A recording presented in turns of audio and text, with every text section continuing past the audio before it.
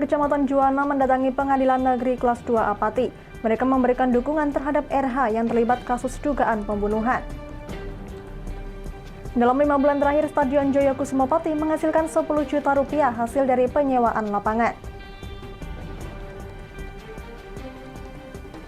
Lomba menembak Kapolda Cup di Kota Semarang berlangsung meriah dengan diikuti jajaran TNI Polri serta awak media di Semarang. Selamat sore pemirsa, bersama saya Amanda Soraya, inilah Jateng hari ini.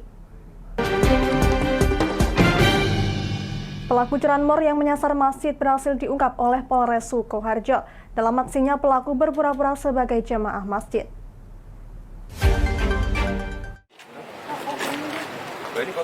Inilah S warga Yogyakarta tersangka pencurian kendaraan bermotor yang dihadirkan dalam rilis oleh Polres Sukoharjo. Tersangka S melakukan aksi pencurian sepeda motor di berbagai tempat di wilayah Solo Raya. Tersangka yang ditangkap ini merupakan pelaku pencurian yang menyasar kendaraan yang terparkir di halaman masjid. Dalam menjalankan aksinya, dirinya berpura-pura menjadi jemaah masjid. Namun saat ibadah tengah berlangsung, dirinya kemudian keluar masjid dan membobol sepeda motor yang terparkir dengan menggunakan kunci T, kemudian membawanya kabur. Kapolres Sukoharjo AKBP Wahyu Nugroho Setiawan mengatakan, dari hasil pengembangan, pelaku ternyata tak hanya melakukan aksinya di masjid di Sukoharjo saja, namun beberapa wilayah lainnya seperti di Boyolali. Dari pengungkapan ini didapatkan juga barang bukti lainnya berupa 11 motor hasil kejahatan. Untuk modus operandinya, jadi dari komplotan ini berpura-pura ikut sholat di masjid. Jadi yang selama ini banyak kejadian di masjid-masjid, mereka pura-pura ikut sholat, kemudian di tengah orang sedang sholat, mereka keluar menggunakan kunci T ini untuk mengambil motor yang sudah diincar sejak awal. Dia juga menggunakan peci ini sebagai meyakinkan kepada warga lain bahwasanya dia juga ikut sholat. Kemudian dari hasil pengembangan kita, rupanya dia tidak hanya mengambil dari satu TKP ini saja. Didapatkan total ada 11 unit motor, itu termasuk yang sarana yang dia gunakan, dan itu pun juga hasil dari curanmor juga. Jadi ada 11 kendaraan bermotor yang kita amankan, untuk 3 kita diamankan di Polres Boyolali untuk barang bukti dari tersangka yang atas nama Heri Sukmono tadi. Dalam menjalankan aksinya, tersangka S dibantu satu rekannya yang saat ini telah ditahan di Polres Boyolali. Motor hasil curiannya dijual dengan harga 2 juta rupiah. Kamu pretel-pretelin atau dijual utuh? Jual utuh. Satu motor berapa jualnya? Ya bisa 1,5 juta sampai 2 juta. 1 juta sampai 2 juta. Pesanan atau enggak? Pesanan atau enggak pesanan. Atas perbuatannya, pelaku dijerat pasal 363 KUHP tentang tindak pidana pencurian dengan pemberatan ancaman hukuman penjara maksimal 7 tahun. Dari Sukoharjo, Taufik Irvani, Lingkar TV, melaporkan. Sebanyak 25 kepala desa dilantik dan diambil sumpahnya oleh Bupati Brebes Iza Prianti di pendopo pemerintah kabupaten setempat. Bupati juga mengingatkan agar kades yang baru dilantik taat aturan penggunaan dana desa.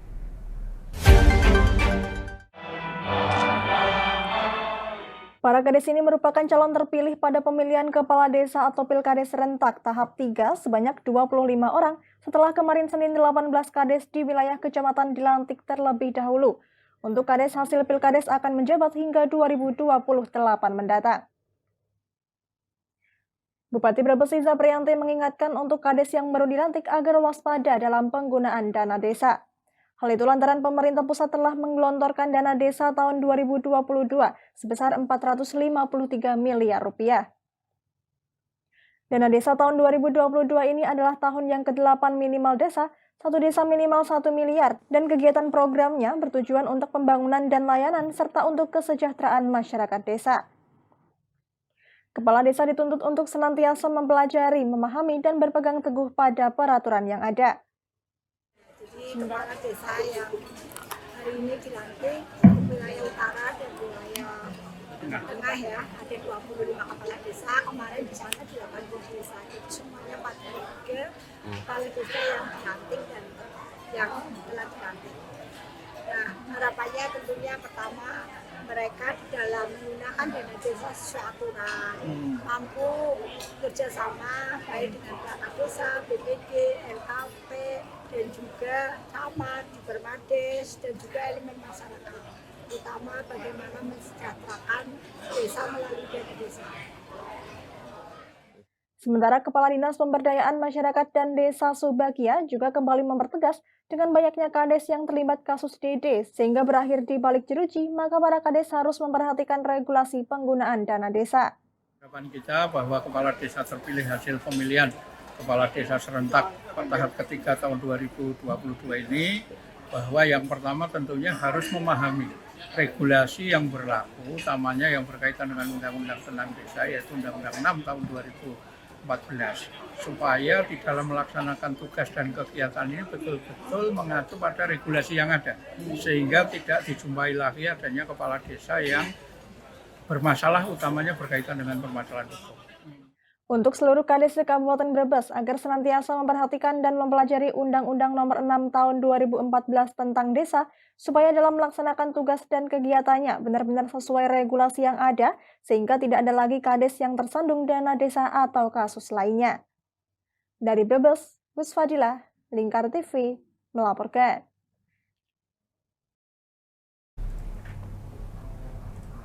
Kami masih akan kembali pemirsa, tetap bersama kami di Jateng hari ini.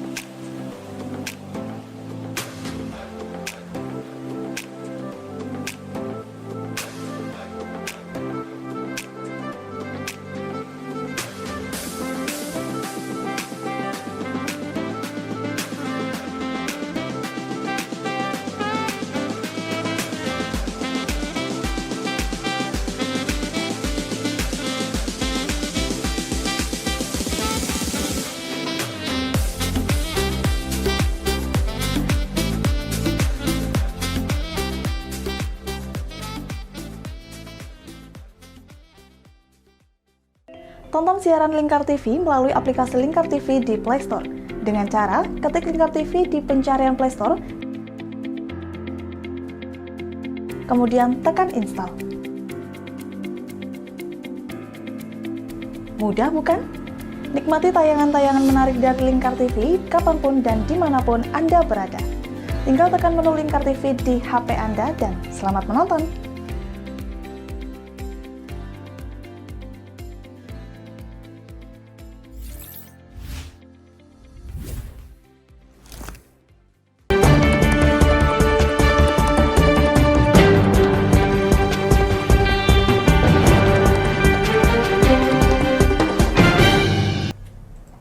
Masih bersama Jateng hari ini pemirsa, sebanyak 1.572 guru SD dan SMP di Kabupaten Kendal menerima surat keputusan Bupati Kendal sebagai pegawai pemerintahan dengan perjanjian kerja atau P3K tahap 1 dan tahap 2 formasi tahun 2021.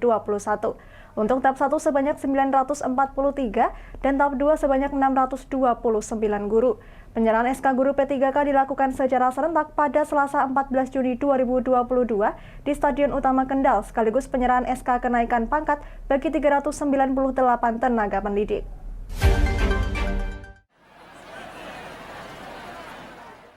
Bersamaan dengan penyerahan SK Guru P3K, Bupati Kendal juga menyerahkan SK kenaikan pangkat guru periode April tahun 2022 yang diterima oleh 398 guru dan pengawas sekolah, terdiri dari 288 guru SD dan 74 guru SMP serta 36 pengawas sekolah. Ketika penyerahan SK juga diikuti yel-yel para guru yang masuk dalam P3K sebagai rasa senang, gembira, dan bahagia atas perjuangannya mengabdi mulai dari 5 hingga 17 tahun menjadi guru maupun tenaga pendidik. Dengan menggunakan baju putih celana hitam sambil mengayunkan bendera merah putih dan bernyanyi, tampak wajah ceria bagi pegawai P3K yang akan menerima surat keputusan diangkat sebagai pegawai yang setara dengan PNS. Salah satu guru yang mengaku sudah 10 tahun mengabdi jadi guru honorer di Sekolah Dasar Karangsari Kendal, kini diangkat sebagai pegawai P3K Dengan wajah yang ceria, tampak kegembiraan di raut wajahnya. Sudah berapa tahun Mbak mengabdi jadi guru? Sudah 10 tahun. 10 tahun. Ngajinya di mana? Di SD, SMP atau? Di SD. Saya merasa senang ya. Alhamdulillah dapat bisa keterima P3K di Provinsi. Kepala Dinas Pendidikan dan Kebudayaan Kendal Wahyu Yusuf Ahmadi mengatakan, para guru yang sudah mendapatkan SK P3K ini telah mengabdi di sekolah negeri maupun swasta antara 5 sampai 17 tahun. Sebelumnya mereka telah lolos seleksi yang diadakan oleh pemerintah pusat bersama pemerintah daerah beberapa waktu yang lalu. Alhamdulillah untuk hari ini pemerintah Kabupaten Kendal dalam hal ini Pak Bupati akan menyerahkan SK untuk P3K formasi guru tahap 1 dan juga tahap 2 yang berproses di tahun 2021 kemarin sejumlah 1.572. Pengabdiannya variatif dari 17 tahun sampai dengan 5 tahun. Bapak Ibu guru baik di sekolah negeri dan sekolah swasta untuk pengabdiannya. Kemudian mereka memenuhi syarat untuk mengikuti seleksi yang dilaksanakan oleh pemerintah pusat bersama pemerintah daerah beberapa waktu yang lalu. Harapannya, para guru yang telah berstatus P3K agar terus meningkatkan kompetensi dan kemampuan. Pasalnya, nantinya akan ada perubahan-perubahan kecil di dalam kelas masing-masing, sehingga harus menjalankan tugas dengan sebaik-baiknya sambil meningkatkan kualitas diri. Dengan demikian, kualitas pendidikan di Kabupaten Kendal semakin meningkat. Bupati Kendal Diko M. Ganinduto mengatakan, rekrutmen guru P3K menjadi prioritas utama karena peran guru menjadi harapan masa depan masyarakat Kabupaten Kendal supaya ke depan menjadi lebih baik. Untuk itu, kesejahteraan para guru harus benar-benar diperhatikan. Guru formasi P3K, Kementerian minta semua dibukakan sesuai dengan kebutuhan di daerahnya masing-masing. Pada saat itu, ada informasi bahwa apabila formasi itu dibuka sesuai dengan kebutuhan, nanti itu akan dibantu pembiayaannya dari pemerintah pusat melalui dana alokasi umum atau DAU. Nah, saya pada saat itu pergi ke Jakarta untuk memastikan hal tersebut. Jadi perlu diketahui bersama, tidak semua daerah melakukan rekrutmen P3K karena menyesuaikan kemampuan keuangan di daerahnya masing-masing. Tapi karena Bapak Ibu semua yang ada di depan saya, bahwa pundak Bapak Ibu semua itu adalah nasib dari masa depan masyarakat Kabupaten Kendal. SK, P3K, dan kenaikan pangkat akan kita laksanakan. Alhamdulillah, ini semuanya bisa berjalan sesuai dengan apa yang saya sampaikan. Bupati menegaskan dengan diterimanya SK sebagai P3K, maka tugas dan tanggung jawabnya harus benar-benar diperhatikan. Pasalnya, pendidikan merupakan ujung tombak untuk sumber daya manusia. Dari Kendal, Muhammad Arya, Lingkar TV, melaporkan. Puluhan warga desa Bendar, Kecamatan Juwana mendatangi Pengadilan Negeri Kelas 2 Apati pada Rabu pagi. Mereka memberikan dukungan terhadap tetangganya yang menjalani sidang pra-peradilan kasus dugaan pembunuhan di Jalan Juwana Jakenan yang terjadi pada bulan Maret tahun 2020 lalu. Puluhan warga desa Bendar, Kecamatan Juwana, Kabupaten Pati mendatangi Pengadilan Negeri Kelas 2 Apati pada Rabu pagi. Kedatangan puluhan warga tersebut dalam rangka memberikan dukungan terhadap tetangganya RH yang menjalani sidang pra-peradilan kasus dugaan pembunuhan di Jalan Juwana Jakenan yang terjadi pada bulan Maret tahun 2020 lalu. Para warga yang terdiri dari ibu-ibu dan beberapa pemuda desa Bendar ini merupakan tetangga dan kerabat RH. Mereka datang membawa beberapa spanduk yang bertuliskan aspirasinya. Kuasa hukum RH Esra Gulo menyayangkan proses persidangan ini. Lantaran pihak Polres maupun Polda tidak membawa surat, ia juga menyayangkan kepada termohon lantaran tak menghadirkan kliennya dalam persidangan tersebut. Tapi nanti bukti lain kami akan buktikan di persidangan. Jadi kami sudah ada bukti macam-macam, termasuk video dan foto-foto tindakan teman-teman yang melakukan penangkapan. Jadi nanti di persidangan kami nggak bisa buka di sini karena belum sampai pembuktian. Jadi itu yang kami sampaikan. Sementara itu, Hakim Humas PN Pati Aris Dwi Hartoyonga mengatakan, sidang itu dipimpin oleh Hakim Tunggal yakni Nuri Devi Arni. Sidang ini akan berlanjut hingga 1 pekan ke depan. Seperti diketahui, RH ditangkap oleh Polres Pati pada bulan April 2022 lalu. Ia ditetapkan menjadi tersangka lantaran diduga membunuh seseorang di Jalan Juwana, Cakenan. Dari Pati, Fajar Mukti, Lingkar TV, melaporkan. Jangan kemana-mana pemirsa, kami akan kembali usai jeda pariwara. Tetap bersama kami.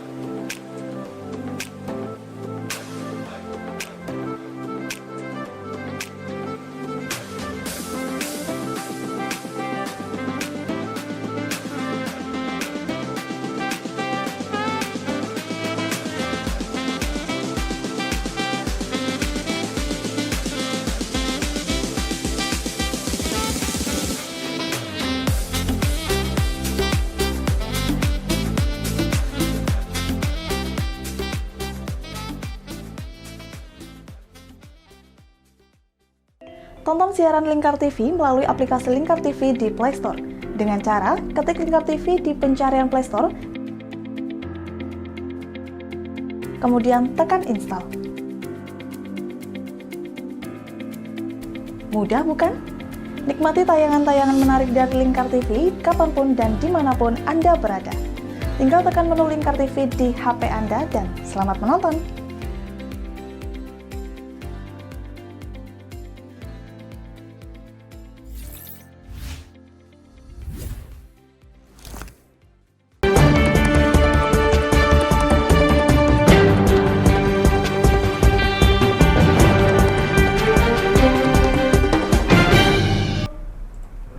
Anda masih menyaksikan Jateng hari ini pemirsa. Dalam 5 bulan terakhir, Stadion Joyokusumo menghasilkan 10 juta rupiah hasil dari penyewaan lapangan. Angka tersebut dikatakan Kabid Keolahragaan Dinpora Parpati masih belum maksimal karena Stadion Joyokusumo tidak disewakan setiap hari karena harus digunakan untuk pembinaan atlet Pati.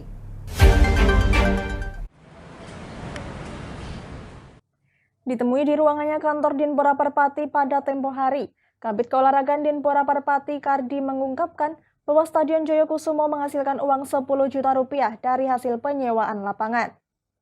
Angka tersebut dikatakannya masih belum maksimal karena Stadion Joyokusumo tidak disewakan setiap hari karena harus digunakan untuk pembinaan atlet Pati sendiri. Dalam keterangannya setidaknya ada 3 atlet yang dikhususkan untuk latihan menggunakan Stadion Joyokusumo, diantaranya para atlet Praporprov, atlet kelompok umur serta klub sepak bola Persipa Pati yang akan mengikuti gelaran Liga 2 musim depan. Lebih lanjut, Kardi menjelaskan untuk tarif sewa Stadion Joyokusumo sesuai dengan perda terbaru yakni per 2 jamnya dikenai Rp350.000. Stadion bagian dalam buka mulai pukul 5 pagi sampai dengan pukul 6 sore. Sesuai dengan perda, Stadion Joyokusumo disewakan itu 350. Jadi setiap penyewa akan kita arahkan untuk membayar ke rekening Pemda. Jadi mereka membayar ke rekening Pemda, baru nanti kita beri surat untuk mereka memakai Stadion Joyokusumo. Seperti diketahui, usai direnovasi, kompleks Stadion Joyokusumo dikelola Dinpora Par lebih profesional. Bagi pihak yang ingin mengadakan kegiatan di area dalam stadion, khususnya lapangan sepak bola, diwajibkan mengirim surat tertulis kepada Dinpora Parpati dan dikenai tarif sewa. Penyewa diwajibkan menjaga ketertiban dan kebersihan lapangan. Selain itu, stadion dilengkapi kamera CCTV untuk memantau aktivitas penyewa untuk mencegah hal-hal yang tidak diinginkan. Dari Pati, Fajar Mukti, Lingkar TV, melaporkan. Lomba menembak Kapolda Kapdi Kota Semarang berlangsung meriah. Lomba diikuti ratusan peserta mulai dari TNI Polri dan awak media. Kegiatan ini digelar untuk mempererat silaturahmi dan sinergitas antar TNI Polri serta awak media. Lomba menembak dalam rangka peringatan Hari Ulang Tahun Bayangkara digelar Kapolda Jawa Tengah Inspektur Jenderal Polisi Ahmad Lutfi. Bertempat di lapangan tembak Brimob Kompi A Pasadena, Semarang, Lomba menembak Kapolda Cup ini diikuti oleh pejabat utama TNI Polri dan awak media di Kota Semarang. Kapolda Jawa Tengah Irjen Pol Ahmad Lutfi mengatakan, lomba menembak selain dalam rangka peringatan Hari Ulang Tahun Bayangkara, juga bertujuan menjalin silaturahmi dan sinergitas antara TNI Polri serta awak media dalam menjalankan tugas di lapangan. Dan hari ini kita lakukan lomba menembak Kapolda Cup yang juga diberikan oleh jajaran Pangdam Solo serta teman-teman Batal. Kegiatan ini dimaksudkan dalam rangka meningkatkan sinergitas antara TNI Polri dan teman-teman media yang merupakan mitra utama Polri dalam rangka rekam teman.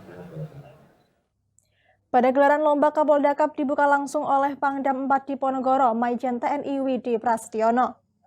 Sementara itu, Wakapolda Jawa Tengah Brigjen Pol Abioso Seno Aji juga turut memperagakan keterampilannya menembak sasaran menggunakan senapan api custom. Dari Semarang, Henufan, Lingkar TV, melaporkan. Berita tadi sekaligus mengakhiri kebersamaan kita kali ini. Terus saksikan Jateng hari ini setiap pukul 17 waktu Indonesia Barat hanya di Lingkar TV. Akhirnya saya Amanda Soraya, mewakili seluruh kerabat kerja yang bertugas, pamit dari hadapan Anda. Terima kasih dan sampai jumpa.